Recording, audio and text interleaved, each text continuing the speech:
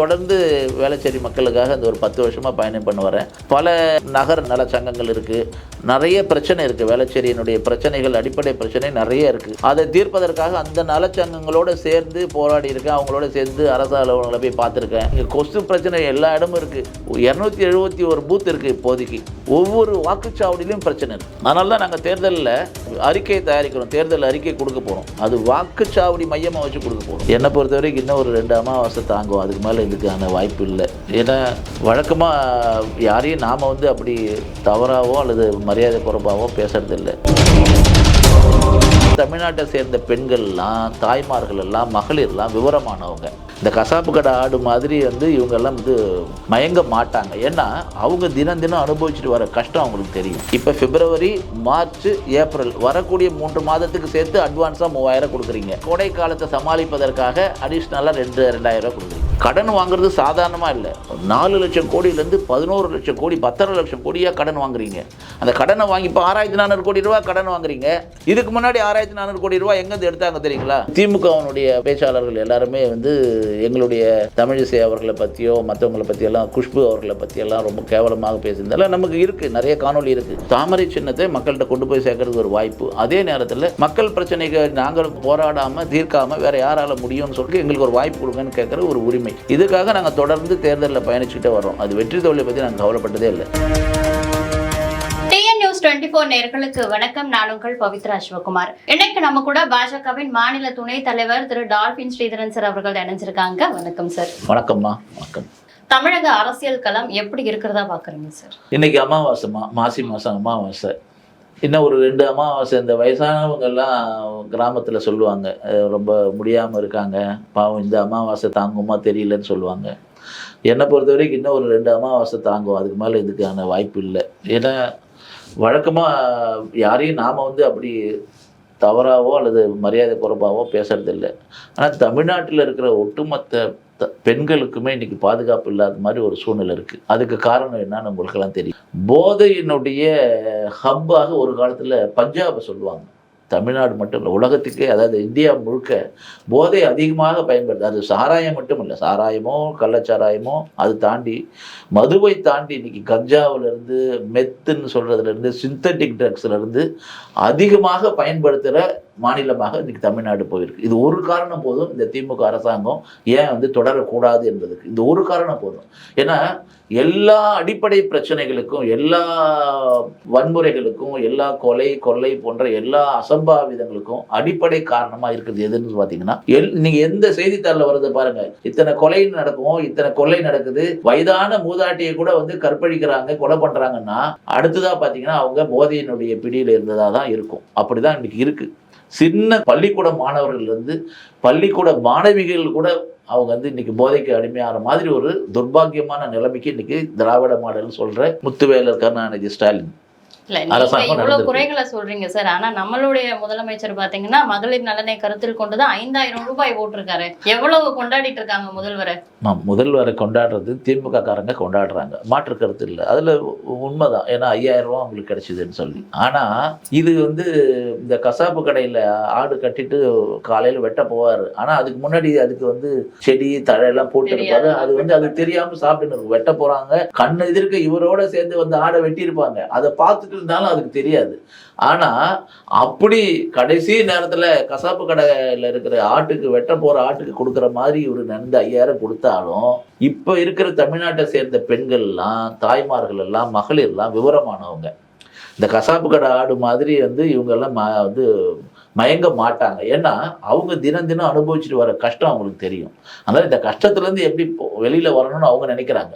அந்த வகையில் இவர் 5000 இல்லை 50000 கொடுத்தா கூட இந்த மோசமான ஆட்சி போகணும்னு தான் நினைப்பாங்க. ஏன்னா ஒரு வகையில் ஒரு லாஜிக் பாருங்களேன், கணக்கு பிரகாரம் பாருங்க.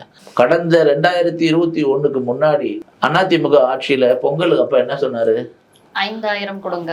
அது கூட அவர் ஒரு கணக்கு சொல்லுவார். ஏற்கனவே 1500 கொடுத்துட்டீங்க, இன்னும் 2500 கொடுங்க, 5000 ஆயிடும். ஆக்சுவலாக அது என்ன கணக்குன்னு அவர் முத்துவேலர் கருணாநிதி ஸ்டாலின் கணக்கு. அது 1500 2500 5000 கணக்கு. ஆனாலும் ஏதோ சொன்னார் வச்சுக்கோங்க. 5000 கொடுங்கன்னு தான் சொல்கிறேன் அப்படின்னாரு. இப்போ நீங்கள் வந்தீங்கல்ல பொங்கல் தொகுப்புக்கு ஏன் 5000 ரூபா ஒரு தடவை கூட ஏதாவது கொடுத்துருக்காரா ஒரு தடவை? முதல்ல ஒரு வருஷம் 1000 ரூபா, அப்புறம் 3 வருஷம் கழிச்சு ஒரு 1000 ரூபா, தேர்தல் வந்த பிறகு இப்போ 3000 ரூபா. ஸோ இந்த 3000 சேர்த்து 5000 தான் ஆயிருக்கு. நீங்கள் 5 வருஷம் ஆட்சி பண்ணியிருக்கீங்க. ஒரு வருஷம் 5000னா எவ்வளோ வருது? 25,000 வருது பொங்கல் தொகுப்புல மட்டும். அந்த பொங்கலில் கொடுத்த வெள்ளம்லாம் உங்களுக்கெல்லாம் தெரியும். அது எப்படி பாக்கெட்டில் கொடுக்கும்போதே வழிஞ்சு ஓடுனதெல்லாம் தெரியும். அதுக்கெல்லாம் ஒரு மெல்டிங் பாயிண்ட் எல்லாம் அவங்க கண்டுபிடிச்சாங்க. திமுகவுடைய செய்தி தொடர்பெல்லாம் தெரியும் நமக்கு. அவ்வளோ மோசமான தரமில்லாத கடமைக்கு செஞ்சுட்டு இருந்தாங்க. ஆனால் இன்னைக்கு அதில் ஒரு 20,000 ரூபாய் நீங்கள் கொடுக்க வேண்டியது நீங்கள் சொன்னது நான் வந்தால் கொடுக்குறேன்னு சொன்னது. மகளிர் உரிமை தொகைன்னு முதல்ல சொன்னீங்க. இந்த மகளிர் உரிமை தொகையை திருச்சியில் நடந்த ஒரு கூட்டத்தில் மார்ச் மாதம் 2021 7ஆம் தேதி என்னமோ அறிவிக்கிறார். அப்போ அதிமுக 1500 ரூபா குடும்ப தலைவி கொடுப்போம்னு அவங்களுடைய தேர்தல் அறிக்கை சொல்றாங்க. இவர் நாங்கள் 1000 ரூபா கொடுப்போம்னு அறிவிக்கிறார். ஆனா என்ன சொன்னாரு? அனைத்து மகளிருக்கும் மாதந்தோறும் 1000 ரூபா அவங்களுடைய வங்கி கணக்கில் கொடுக்க போறோம். அனைத்து மகளிருக்கும், அனைத்து குடும்ப அட்டைதாரர்கள், தமிழ்நாட்டில் இருக்க குடும்ப அட்டைதாரர் 2,32,00,000 பேர். நீங்க முதல்ல இந்த திட்டத்தை என்னைக்கு ஆரம்பிக்கிறீங்க? சொன்னது 21 செப்டம்பர் மாதம் 15 23வது வருஷம் அண்ணா பிறந்த நாள் அன்னைக்குன்னு சொல்லிட்டு நீங்க அதை ஆரம்பிக்கிறீங்க. கிட்டத்தட்ட ஒரு 2 வருடங்களுக்கு 28 மாசம் நீங்க அது பண்ணல. அது நாங்க 1008 போராட்டம் நடத்தணும். நீங்க சொன்ன உரிமை தொகையை கொடுங்கன்னு சொன்னோம். மத்திய பிரதேசத்துல நாங்க இது மாதிரி ஒரு உரிமை தொகையை கொடுக்குறோம் தகுதி வாய்ந்த மகளிருக்குன்னு சொல்லிட்டு அங்கிருந்த சிவராஜ் சிங் சௌஹான்னு சொல்லி இன்னைக்கு வேளாண்மை அமைச்சரா இருக்காரு. 3 முறை அங்க சிஎம் இருந்தார். அவர் ஒரு திட்டத்தை அறிவிச்சாரு. அறிவிக்கிறதுக்கு முன்னாடி யாருக்கெல்லாம் இந்த திட்டத்துக்கு பயனளிக்க போகுதுன்னு சொல்லி அது கணக்கெடுத்தாங்க. இவர்களுக்கெல்லாம் நாங்கள் கொடுக்க போறோம்னு லாட்லி பெஹன் யோஜனான்னு சொல்லி அதை கொண்டு வந்து இந்த 2023க்கு முன்னாடி இவங்களாவது செப்டம்பர்ல அவர் மார்ச்ல இருந்து கொடுக்கவே ஆரம்பிச்சார். 1250 ரூபா ஆக்கினார். அப்புறம் 1500 ரூபா அப்படி உயர்த்தி கொடுக்க ஆரம்பிச்சார். இதெல்லாம் ஏற்கனவே மத்திய பிரதேசத்துல பிஜேபி ஆளுநர் மாநிலம் தான். அது ஒரு சில தேவை கணக்காக கொடுத்தது தான். அதை காப்பி அடிச்சது தான் திமுகவுடைய திட்டமே தவிர. ரெண்டாவது அந்த 1000 ரூபா கூட தமிழகத்தை பார்த்துதான் மற்ற மாநிலங்கள்ல அந்த பெருமையா பேசுறாங்க. எது தமிழகத்தை பார்த்து பெருமை பேசுறது ஒண்ணுமே இல்லை. தமிழகத்தை பார்த்து எல்லாரும் அவ்வளவு தூரம் வருத்தமா தான் பேசுறாங்க, கேவலமா தான் பேசுறாங்க. காரணம் இந்த 1000 ரூபா கூட நீங்க 28 மாசத்துக்கு 28,000 சேர்த்து கொடுக்கணும் இல்ல. ஏன்னா எது நியாயமான கேள்வி என்னன்னா, இப்ப பிப்ரவரி, மார்ச், ஏப்ரல் வரக்கூடிய 3 மாதத்துக்கு சேர்த்து அட்வான்ஸா 3000 கொடுக்குறீங்க. கோடை காலத்தை சமாளிப்பதற்காக அடிஷனலா 2,000 கொடுக்கும். இப்ப 21 கோடை வந்தது, அப்ப ஏன் கொடுக்கல? 22ல கோடை வரலையா? 23ல கோடை அதிகமா இருந்தது. தேர்தல் நேரத்துல வரப்போற கோடை கொஞ்சம் ஸ்பெஷலா ரொம்ப சரி, ரைட்டு. அப்ப 2,31,00,000 தாய்மார்கள் இருக்காங்கல்ல. நீங்க முதல்வன் திட்டம் எல்லாம் போட்டு 1,10,00,000 தகுதி வாய்ந்த பெண்கள்னு ஆரம்பிச்சுட்டீங்க. தகுதியை மட்டும் நிர்ணயம் பண்றீங்க. நீங்க முதல்ல யாரு தகுதியை, பெண்களுடைய குடும்ப தலைவருடைய தகுதியை நீங்க எப்படி நிர்ணயம் பண்றீங்கன்னு தெரியல. ரெண்டாவது அந்த 1,10,00,000 பேர் கொடுத்தீங்க. இப்போ ஒரு 20 லட்சம் பேர் சேர்த்து 1,30 ஆயிடுச்சு. இப்ப மீதி இருக்கிற 1 கோடி பேர் இருக்காங்கல்ல, அவங்களுக்கு வெயில் இருக்குமா இருக்காதா? கோடைக்காலம் உங்களுக்கு இருக்குமா இருக்காதா? அப்ப இது எந்த பம்மாத்து வேலை, தேர்தல் கால அரசியல் எல்லாம் அந்த காலத்துல வேணா நம்ம தெரியாம இருந்திருப்பாங்க. இப்ப இருக்கிற மகளிர்கிட்ட கையில எல்லாருக்கிட்டையும் மொபைல் போன் இருக்கு. எல்லாரும் தள்ளினாங்கன்னா ரீல்ஸ் வருது, தள்ளினா உலகத்தில் நடக்கிற நடப்பு எல்லாம் உடனே தெரியுது அவங்களுக்கு. அப்ப அவங்களுக்கு தெரியாதா? அவங்களுக்கு எந்த தேர்தல் காலத்துல இந்த அடற குழந்தைக்கு லாலிபாப் கொடுக்குற மாதிரி தேர்தல் வந்தா இதெல்லாம் கொடுக்கறது, பொங்கல் துப்பாரிசு தொகை, பொங்கல் இது கொடுக்கல, 5000 ரூபா கொடுக்கல, அதுல ஒரு 20,000 பேலன்ஸ் இருக்கு. 28 மாசத்துக்கு மாசம் 1000 ரூபா கொடுக்கல, அது ஒரு 28,000 இருக்குது. இந்த 48,000 முதல்ல கொடுங்க. அது மகளிருடைய உரிமை தானே கேட்பதற்கு. அதை கொடுத்துட்டு தானே இவர் செய்யணும். அது கூட என்னன்னா, இன்னைக்கு 10.5 லட்சம் கோடி கடன் ஆகி போச்சு இந்த அரசாங்கம். 10.5 லட்சம் கோடி. அதற்கு காரணம் மத்திய அரசு நிதி கொடுக்காம இருக்காங்க. மத்திய அரசு எவ்வளவு நிதி கொடுத்திருக்கு தெரியுங்களா? 22,000 கோடியில ஆரம்பிச்சு இப்போ 1 லட்சம் கோடி வரைக்கும் மத்திய அரசு கொடுக்குது. 5 மடங்கு அதிகமா கொடுக்குது இந்த 5 வருஷத்துல. இவர் அந்த மாதிரி புள்ளி விவரம்லாம் எங்ககிட்ட எல்லாருக்குமே வந்தாச்சு. முதல்ல மாதிரி இல்லை ஏமாத்துறதுக்கு, இப்ப எல்லாமே வந்தாச்சு. அதனால மத்திய அரசாங்கம் கொடுக்கல, அதெல்லாம் ஒரு ஏமாத்து வேலை. நீங்க ஏதோ சூழ்ச்சி பண்றீங்களாமே சார்? இந்த 1000 ரூபாய் மகளிர் உரிமை தொகையை தேர்தல் நேரத்துல மகளிருக்கு கிடைக்காம இருக்கிறதுக்கு பாஜக சூழ்ச்சி பண்றாங்க. அதனால முன்னாடியே போட்டுட்டேன். ஒரு வழக்கறிஞர் இலவச திட்டங்களுக்கு எதிராக கொடுக்குறாரு. இலவச திட்டங்களை தேர்தல் நேரத்துல கொடுக்கும்பொழுது அது மக்களுக்கு, அந்த ஆட்சியில் இல்லாத அரசியல் கட்சிகளுக்கு இந்த இலவசத்தினால இன்ஃப்ளூயன்ஸ் ஆயிடுவாங்க வாக்காளர்கள் சொல்லி கேஸுக்கு போயிருக்காங்க.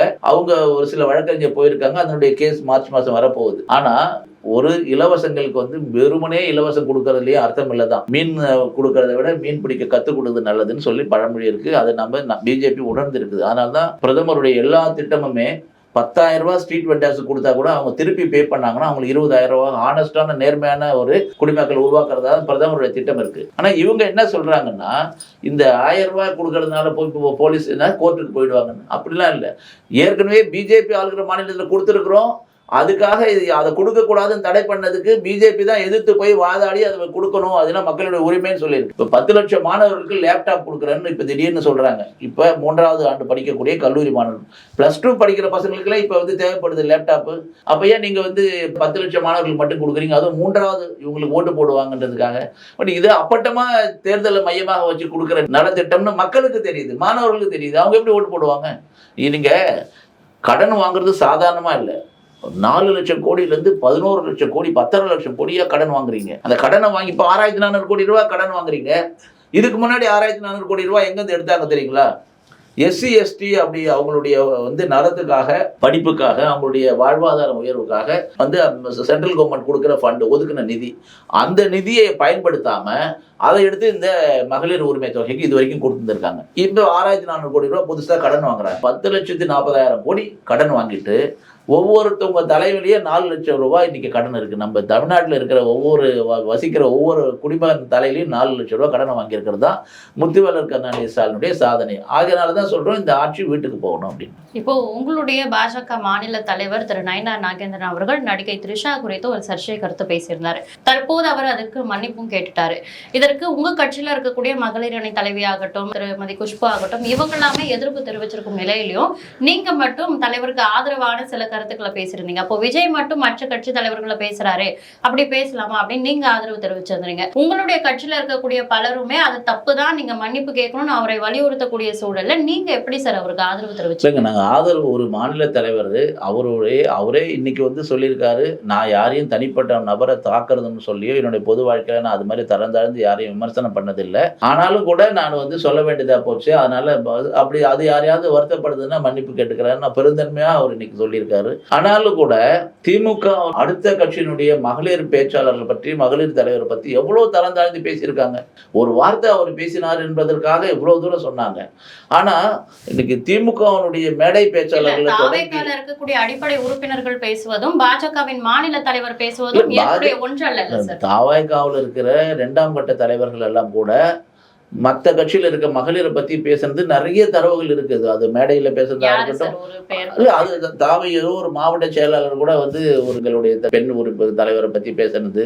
அது மாதிரி திமுகவினுடைய பேச்சாளர்கள் எல்லாருமே எங்களுடைய தமிழிசை அவர்களை பற்றியோ மற்றவங்களை பற்றியெல்லாம், குஷ்பு அவர்களை பற்றியெல்லாம் ரொம்ப கேவலமாக பேசுறதெல்லாம் நமக்கு இருக்கு, நிறைய காணொலி இருக்கு. அதனால திமுக காரங்க கிட்ட நாங்க கேட்கறது என்னன்னா, பெண் காவலரை அசிங்கப்படுத்துறாங்க, பெண் காவலருடைய மானபங்கப்படுத்துறாங்க சென்னையில் KK நகர்ல. இப்போ அதுக்கெல்லாம் கனிமொழி அவங்க என்ன நடவடிக்கை எடுத்தாங்க, அந்த கட்சிக்காரங்க நீக்கினாங்க. இப்போ சிவாஜி கிருஷ்ணமூர்த்தின்னு ஒருத்தர் அடிக்கடி பேசுறாரு, ரொம்ப மட்டமா பேசுறாரு, அப்பப்ப அவர் தண்டிக்கிறாங்க. ஆனாலும் உடனே கட்சியில சேர்த்துக்கிறாங்க, பொறுப்பு கொடுக்குறீங்க. மகளிரை பத்தி திமுகவினுடைய சட்டமன்ற உறுப்பினர்கள் எல்லாம் பட்டியலின சேர்ந்த பெண்ணை கூட அவமரியாதை பண்றதெல்லாம் நம்ம கண்ணால பார்த்துருக்கோம். அவங்களெல்லாம் ஏதாவது நடவடிக்கை எடுத்துட்டாங்களா? நடவடிக்கை எடுக்கணும்னு சொல்றோம். எங்களை பொறுத்த வரையில அரசியல்ல கண்ணியம் இருக்கணும், நாகரிகமான வார்த்தை இருக்கணும், அதுல டவுட் இல்லை. மாநில தலைவர் அவரே இன்னைக்கு சொல்லிட்டாரு, வாய் தவறி நான் சொல்லி இருக்கலாம், நான் யாரையும் கண்ணிய குறைவா மனசுல நினைச்சிட்டு பேசல, எனக்கு எந்த இன்டென்ஷனும் இல்லைன்னு சொல்லியிருக்காரு. அவருடைய பெருந்தன்மை நம்ம மதிப்போம். இப்போ நீங்க பாஜகவின் மாநில துணை தலைவரா இருந்தாலும் கூட நீங்க கான்சென்ட்ரேட் பண்றது வேளச்சேரி பகுதியை மட்டும் அதிகம் இருக்கும் அப்படின்ற ஒரு பிம்பம் எழுந்திருக்கு. ஏன்னா எதனாலனா வேளச்சேரி பகுதி மக்களுக்கு அதிகமான சேவைகளை செய்யறதாகட்டும், அந்த பிரச்சனைகளை முன்னிறுத்தி நீங்க செய்யக்கூடிய அரசியலாகட்டும், அப்போ மற்ற பகுதிகளுக்கு ஏன் அது பண்ணல அப்படின்ற ஒரு கேள்வி இருக்கு. நான் 92 பிஜேபியில் இருக்கேன். எனக்கு 4-5 முறையில் சென்னை மாநகராட்சியில் போட்டியிடுறதுக்கு வாய்ப்பு கட்சி கொடுத்தாங்க. 2011 விருகம்பாக்கம் தொகுதியில் போட்டியிடுறதுக்கு வாய்ப்பு கொடுத்தாங்க. எங்களை பொறுத்த வரையில் கட்சியில தேர்தலில் சந்திக்கிறது, வெற்றி பெறுறோமோ தோல்வி அடையிறோமோ அது விஷயம் இல்லை. ஏன்னா நாங்கள் தனியாக போட்டிடுறோம், எங்களுடைய பலம் என்ன என்பது எங்களுக்கு தெரியும். ஆனாலும் கூட நாங்கள் ஒரு சீரியஸான முயற்சி எடுப்போம். எல்லாருமே, நான் சொன்னால் எல்லாரும், எங்கள் பிஜேபியில் யார் எங்களுக்கு ஒரு வாய்ப்பு, தாமரை சின்னத்தை மக்கள்கிட்ட கொண்டு போய் சேர்க்கறது ஒரு வாய்ப்பு. அதே நேரத்தில் மக்கள் பிரச்சனைகள் நாங்கள் போராடாமல் தீர்க்காமல் வேற யாரால முடியும்னு சொல்லிட்டு எங்களுக்கு ஒரு வாய்ப்பு கொடுங்கன்னு கேட்குற ஒரு உரிமை.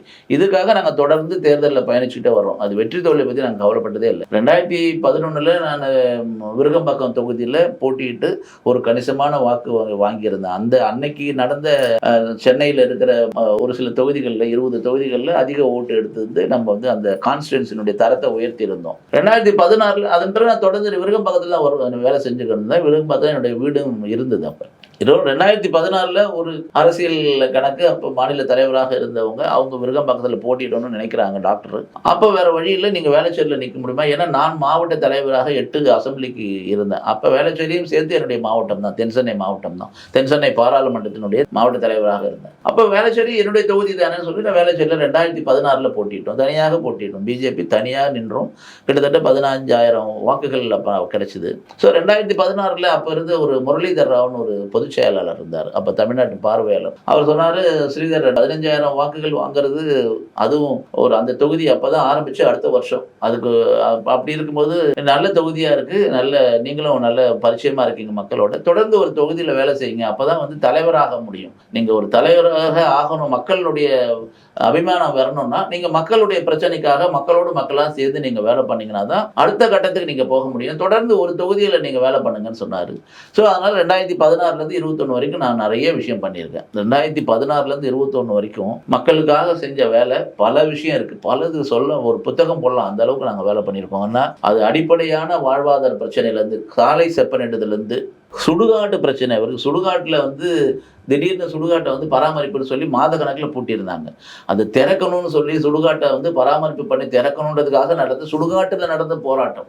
அதுலலாம் நான் கலந்து கொண்டிருக்கேன், போராட்டத்தை தலைமை தாங்கியிருக்கேன். அந்த சாலையிலேருந்து சுடுகாட்டு பிரச்சனையிலேருந்து டாஸ்மாக் வந்து பள்ளிக்கூடம் பக்கத்தில் ரயில்வே ஸ்டேஷன் வாசல்லாம் டாஸ்மாக் திறந்தாங்க, அதை மாற்றணுன்ற போராட்டம். இப்படி அடிப்படை கழிப்பறை வசதி வேண்டும்னு மக்கள் கேட்டாங்க, அந்த போராட்டத்தோடு சேர்ந்து இப்படி பல விஷயங்களை போராட்டமும் சரி மக்களோடு சேர்ந்து மக்களுக்கான சேவை. வேளச்சேரியில் முக்கியமான ஒரு சில குளங்கள்லாம் இருக்கு, மக்களுடைய நீர் ஆதாரமாக இருந்தது. ஏரி, பெரிய ஏரி, அது இல்லாம குடி தண்ணீருக்காக இருந்த ஏரி, சின்ன சின்ன குளம் இருக்கு, ஒவ்வொரு பகுதியிலும் இருக்கு.